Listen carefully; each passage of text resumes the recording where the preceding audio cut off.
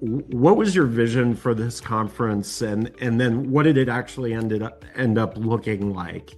So the vision was to provide a meaningful and meaningful, helpful, joyful, if I may say so, faculty development opportunity for our faculty that was convenient for them. So that was the vision in general. And I think this is what we came up with based on that vision. We were hoping for the four C's. The first one was content, of course. With NCFDD, I am absolutely assured the content is going to be awesome. So the first C was checked. The second C was, we wanted community for our faculty. So that's one of the core beliefs, in a lot of NCFDD trainings. And that's certainly something that we at Spelman value. So we wanted them to be able to get this professional development in a community. So not a self-paced kind of a thing, a credentialing kind of a thing, but something in community where there's discussion and give and take.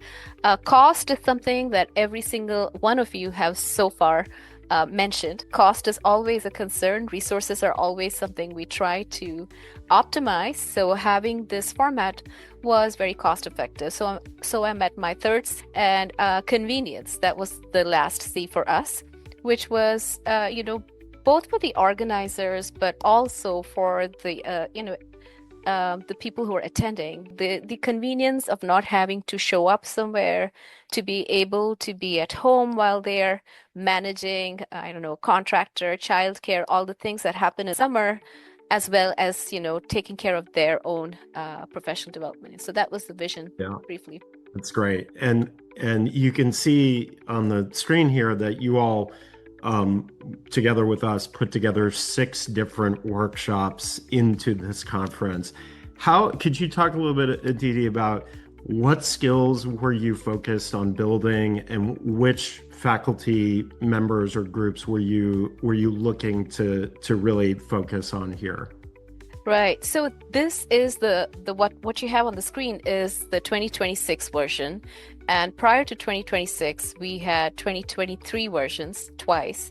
But every single time we prioritized time management aspect because that's critical to managing the demands of faculty life, whether one's tenure track or non-tenure track. Life in general requires some skills with time management. So that was huge. And with that, we had a lot of focus on mentoring in the previous iterations of this conference. And because we had a simultaneous faculty development opportunity around mentoring in 2026, this year we focused on academic leadership, which is new for our campus compared to the previous iterations, and avoiding faculty burnout, which I believe is new since the last time we did this workshop, a new offering from NCFDD. So the themes are basically time management, productivity, but not at the cost of well-being, academic leadership, and faculty well-being in general.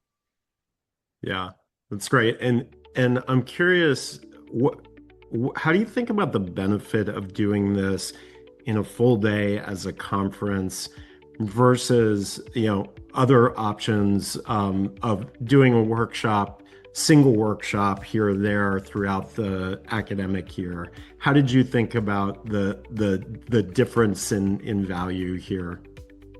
I believe that there is a synergy that can occur when we offer it in this manner, because a lot of these skills are foundational. And so, in every single workshop that our participants attended, there is some version of time management and self-care that is emphasized in each one of these workshops, even if it's in passing. So, the synergy, that one can experience from that one theme standing out is immense.